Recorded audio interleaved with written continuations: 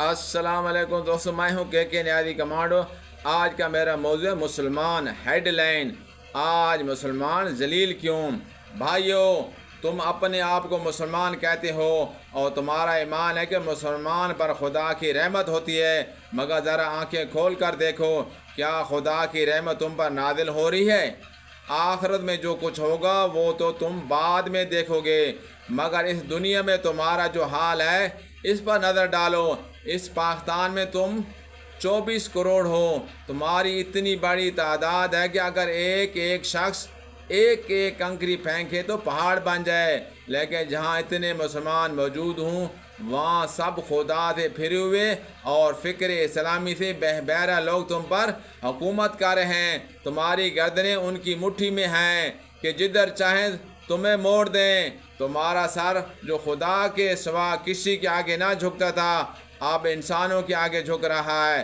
تمہاری عزت جس پر ہاتھ ڈالنے کی کوئی ہمت نہ کر سکتا آج وہ خاک میں مل رہی ہے۔ تمہارا ہاتھ جو ہمیشہ اونچا ہی رہتا تھا اب وہ نیچا ہوتا ہے اور کافروں کے آگے پھیلتا ہے۔ جہالت اور افلاس اور قرضداری نے ہر جگہ تم کو ذلیل و خوار کر رکھا ہے۔ کیا یہ خدا کی رحمت ہے؟ اگر یہ رحمت نہیں ہے بلکہ کھلا ہوا غضب ہے تو کیسی عجیب بات ہے کہ مسلمان اور اس پر خدا کا غضب نازل ہو، مسلمان اور ذلیل ہو، مسلمان اور غلام ہو۔ یہ تو ایسی ناممکن بات ہے جیسے کوئی چیز سفید بھی ہو اور سیاہ بھی۔ جب مسلمان خدا کا معبود ہوتا ہے تو خدا کا معبود دنیا میں ذلیل و خوار کیسے ہو سکتا ہے؟ کیا نعوذ باللہ تمہارا خدا ظالم ہے کہ تم اس کا حق پہچانو اور اس کی فرما برداری کرو اور وہ نافرمانوں پر تم پر حاکم بنا دے اور تم کو فرما برداری کے معاوضے میں سزا دے؟ اگر تمہارا ایمان ہے کہ خدا ظالم نہیں ہے اور اگر تم یقین رکھتے ہو کہ خدا کی فرما برداری کا بدلہ ذلت سے نہیں تو پھر تمہیں ماننا پڑے گا کہ مسلمان ہونے کا جو دعویٰ تم کرتے ہو اسی میں کوئی غلطی ہے۔ تمہارا نام سرکاری کاغذات میں تو ضرور مسلمان لکھا جاتا ہے، مگر خدا کے ہاں سرکار کے دفتر کی سند پر فیصلہ نہیں ہوتا۔ خدا اپنا دفتر ایک الگ رکھتا ہے، وہاں تلاش کرو کہ تمہارا نام فرما برداروں میں لکھا ہوا ہے یا نافرمانوں میں۔ خدا نے تمہارے پاس کتاب بھیجی تاکہ تم اس کتاب کو پڑھ کر اپنے مالک کو پہچانو اور اس کی فرما برداری کا طریقہ معلوم کرو۔ کیا تم نے کبھی یہ معلوم کرنے کی کوشش کی ہے کہ اس کتاب میں کیا لکھا ہوا ہے؟ خدا نے اپنے نبی صلی اللہ علیہ وآلہ وسلم کو تمہارے پاس بھیجا تاکہ وہ تمہیں مسلمان بننے کا طریقہ سکھائے۔ کیا تم نے کبھی معلوم کرنے کی کوشش کی کہ اس نبی صلی اللہ علیہ وآلہ وسلم نے کیا سکھایا ہے؟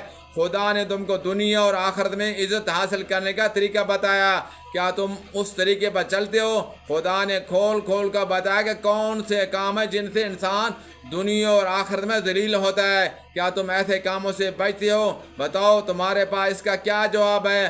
اگر تم مانتے ہو کہ نہ تو تم نے خدا کی کتاب اور اس کے رسول صلی اللہ علیہ وسلم کی زندگی سے علم حاصل کیا اور نہ اس کے بتائے ہوئے طریقے کی پیروی کی تو تم مسلمان ہوئے کب کہ تمہیں اس کا اجر ملے؟ جیسے تم مسلمان ہو ویسا ہی اجر تمہیں مل رہا ہے اور ویسا ہی اجر تم آخرت میں دیکھ لو گے۔ میں پہلے ہی بیان کر چکا ہوں کہ مسلمان اور کافر میں علم اور عمل کے سوا کوئی فرق نہیں ہے۔ اگر کسی شخص کا علم اور عمل ویسا ہی ہو جیسے کافر کا ہے اور اپنے آپ کو مسلمان کہتا ہے تو بالکل جھوٹ کہتا ہے۔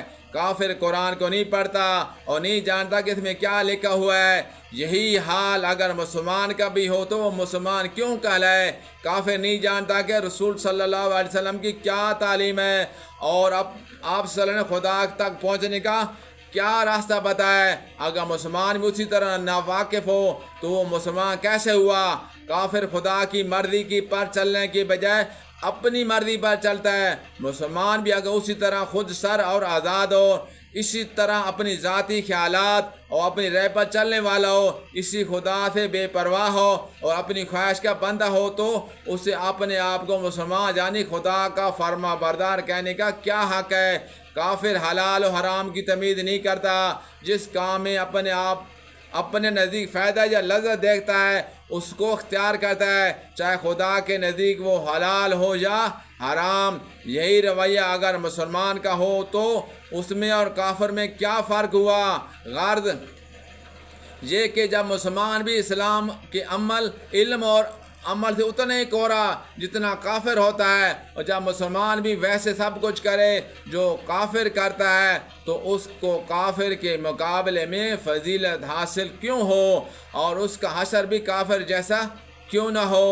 یہ ایسی بات ہے جس پر ہم سب کو ٹھنڈے دل سے غور کرنا چاہیے۔ بہت شکریہ، اللہ حافظ۔